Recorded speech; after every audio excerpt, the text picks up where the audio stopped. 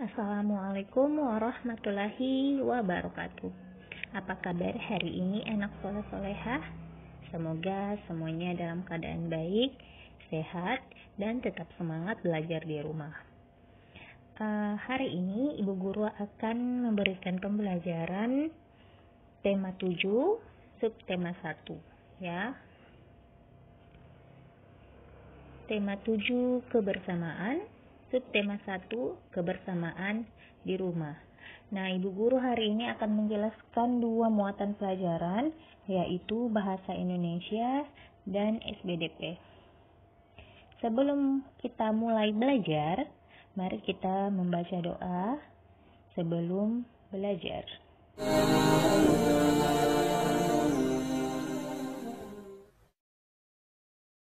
Doa sebelum belajar.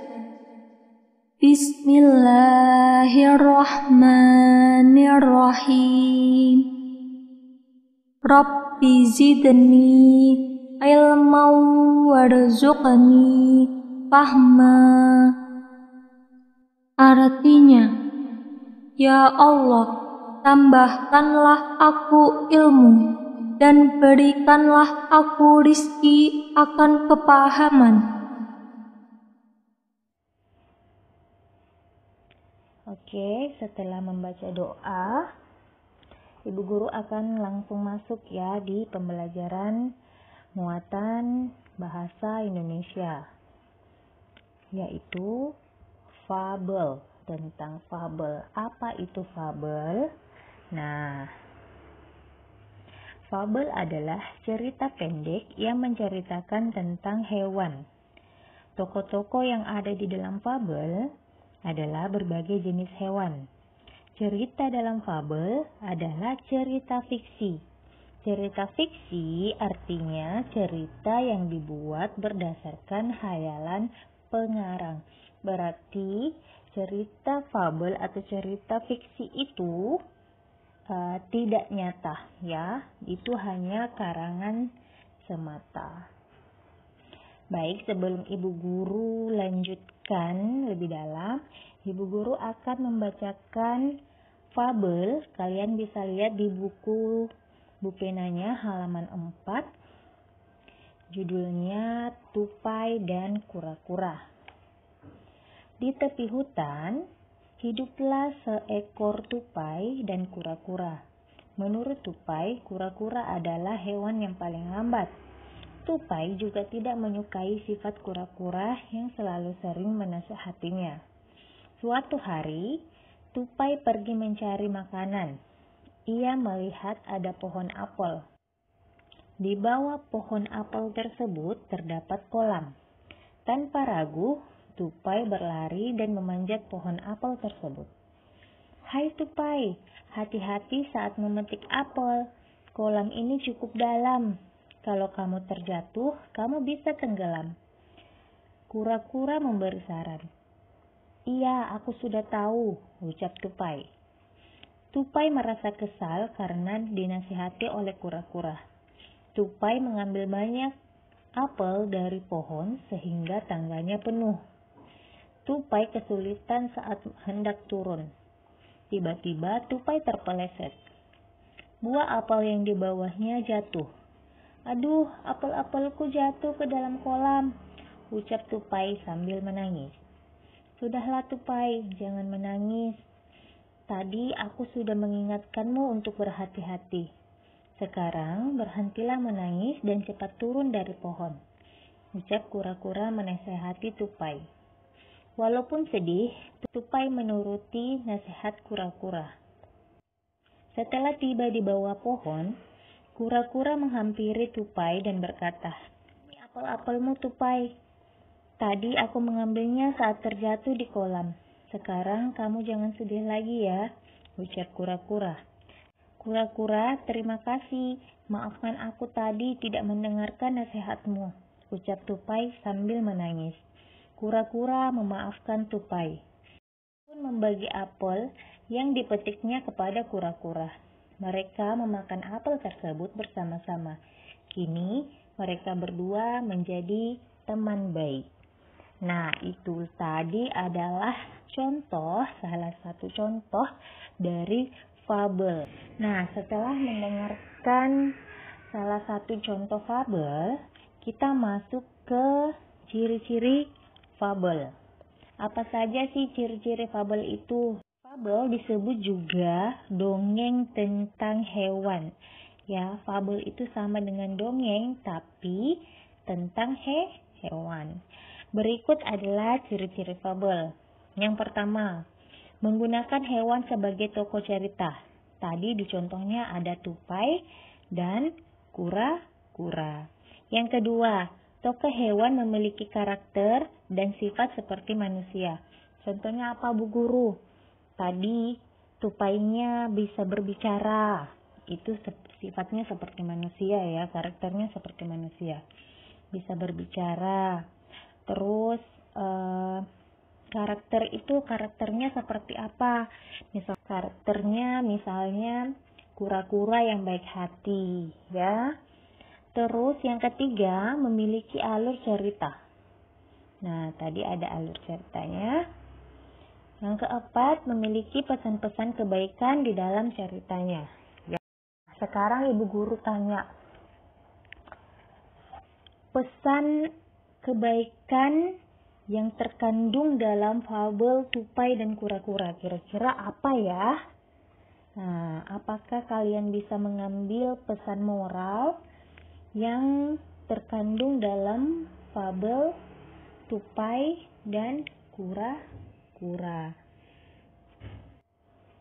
Nah, pesan moral yang bisa diambil dalam dongeng fabel tupai dan kura-kura itu adalah selalu mendengarkan nasihat orang lain. Jadi kita tidak boleh mengacuhkan nasihat dari orang lain, harus didengar dan diambil ya, dilakukan.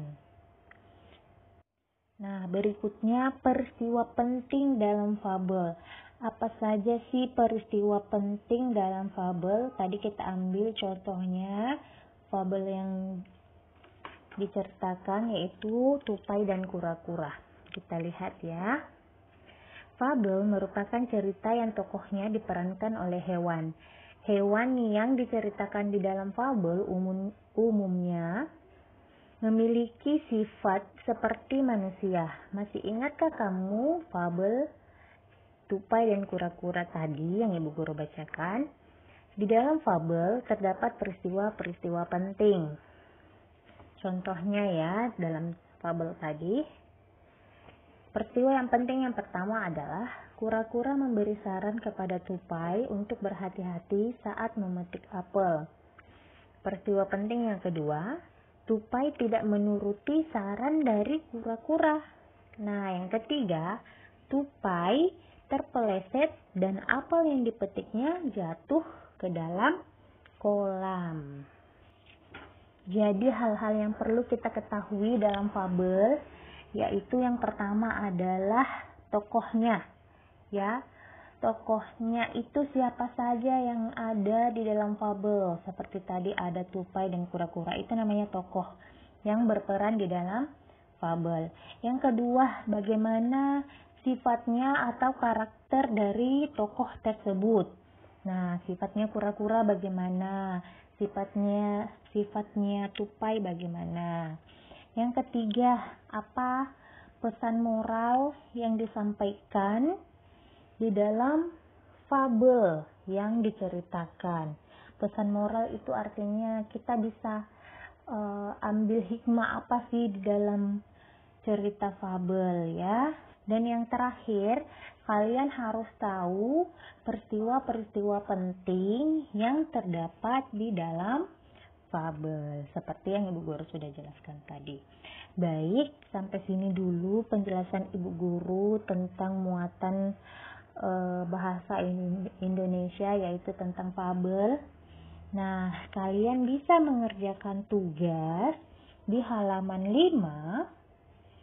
Nah, di situ di bawah cerita tupai dan kura-kura ada 5 pertanyaan. Kalian silahkan jawab ya pertanyaan nomor 1 sampai 5. Tulis di dalam buku tulis tematik kalian ya. Tulisannya harus rapi, perhatikan penggunaan huruf kapital dan tanda baca. Tanda baca yang pertama tanda titik dan tanda tanya, seperti yang kita pelajari di tema sebelumnya. Baik, kita masuk di muatan pelajaran yang kedua, yaitu muatan SBDP tentang bunyi. Jadi kita akan mempelajari tentang bunyi. Yang pertama adalah membedakan bunyi kuat dan bunyi lemah. Jadi bunyi itu bisa dibedakan menjadi bunyi kuat dan bunyi lemah. Sehari-hari kita mendengar banyak bunyi. Ada bunyi kuat dan juga bunyi lemah. Contoh bunyi kuat adalah saat bel sekolah berbunyi. Nah, kalian sering dengarkan di sekolah, kita mendengar suara bel dengan kuat. Bunyi lemah contohnya saat kita berjalan. Kamu bisa mendengarnya, namun bunyinya terdengar lemah, tidak kuat ya. Selain bunyi kuat dan bunyi lemah, ada juga bunyi panjang dan bunyi pendek. Benda yang digetarkan dapat menghasilkan bunyi. Umumnya, bunyi lonceng terdengar lebih lama, bunyi kentongan terdengar lebih cepat. Hal tersebut merupakan perbedaan bunyi panjang dan bunyi pendek. Nah, sekarang kita dengarkan bunyi lonceng seperti ini.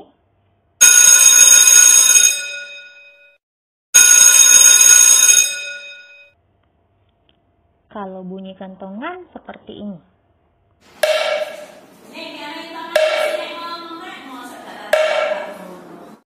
Bunyinya pendek-pendek ya, seperti yang kalian dengarkan tadi. Berikut contoh satu birama dalam lagu. Nah, lihat ya. 5 dinyanyikan satu ketukan. 5 dinyanyikan satu ketukan, bunyinya panjang. Sedangkan 1 dan 3 itu dinyanyikan 1/2 ketukan, jadi bunyinya pendek. Kalau dalam lagu begitu dia, tergantung dari ketukannya. Baik, seperti itu saja penjelasan Ibu Guru tentang bunyi. Jadi ada 4 bunyi, bunyi kuat, bunyi lemah, bunyi panjang dan bunyi pendek ya. Kalian bisa kerjakan tugas di halaman 26 muatan SBDP ya nomor 1 sampai 4. Kalian bisa langsung tulis di buku bukenanya saja ya. Oke, baik, sampai sini dulu penjelasan Ibu Guru. Semoga bermanfaat bagi kalian yang belajar di rumah ya. Tetap semangat, kerjakan tugasnya dengan bersungguh-sungguh. Jangan asal tulis, perhatikan baik-baik tugasnya ya nak ya, karena Ibu Guru punya penilaian tersendiri dalam menilai tugasnya kalian. Dalam tugasnya Ibu Guru bisa melihat siapa yang bersungguh-sungguh dan siapa yang tidak bersungguh-sungguh. Walaupun dapat nilainya 100, tapi Ibu Guru punya penilaian tersendiri terhadap tugasnya kalian ya. Baik, kurang dan lebihnya mohon dimaafkan. Assalamualaikum warahmatullahi wabarakatuh.